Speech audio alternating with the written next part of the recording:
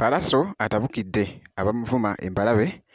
ate nga munnange Fake Gaza ategese konsati ate nga mwana mulenzi munnange ate Alien Skin awuumiza social media eside eno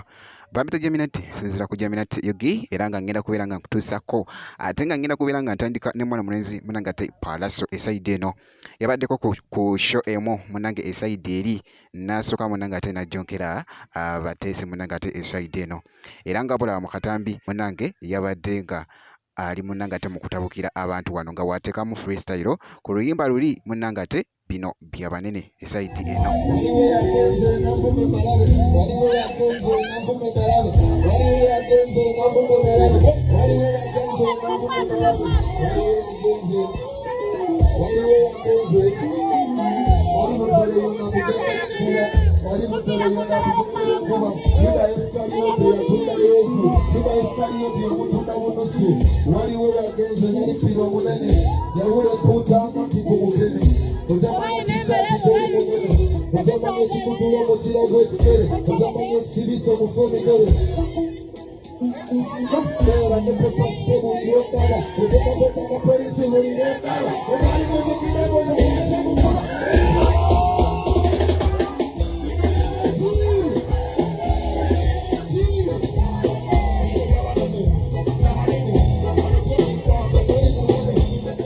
Era nga ku side emu mwana mulenzi ono Palaso era nga asumuludde munnange ate oluyimba yamutunda eside eno era nga bolaba akatambi kano ebadde challenge wali ate ku mukutu gwe munnange ate ogwa TikTok.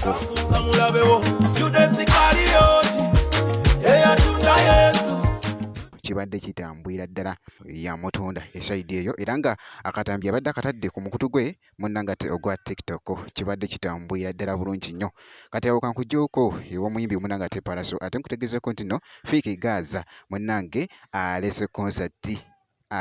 konsati munnange omulundi gwe ogusoose eside eno era ng'agenda kubeera wa era nga akafaananyi bw'okalaba munnange ategese wali 17 May era nga kigenda kubeera nga kitokoteera wali munnange ate Hotel Africana kigenda kubeera nga kitambwira ddala bulungi nnyo mwana mulenzi munnange ate Fake Gaza era nga eside eyo yeyo update etambula ku mwana mulenzi oyo ate Fake Gaza. Kati awo kankuggyeko ew'omuyimbi Fake Gaza ate nkutegeezeko nti no Alien Skin awuumiza atya munnange ate social media eside eno era nga tulabyeko wali post ebadde tweddinga ennyo wali ku mukutu gwe munnange ate ogwa Facebook.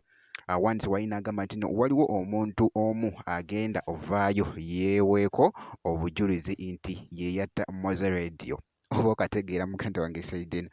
Alien Skin taggwayo muganda wange alina katemba muyitivu nnyo naye nga bw'atyo munnange abantu babadde confused abamu nga boogera birala abalala nga boogera bino biri muganda wange naye ndowooza post naawe ogiraba era nga etwedingidde ddala wali ate ku mukutu gwe munnange ate ogwa Facebook. Point bwenkoze kucekinga ate ku Alien Skin eside eyo zi updates zino ngenda kubeera nga nkomawo ate maaso eyo ne zi updates endala making sure nti no osubscribinga oba nga tonnaba video soba ogimpya like nakyo kibeera kitambwira ddala bulungi nnyo ngenda kubeera nga nkomawo ate maaso eyo ne video endala katono nnyo bwekiti.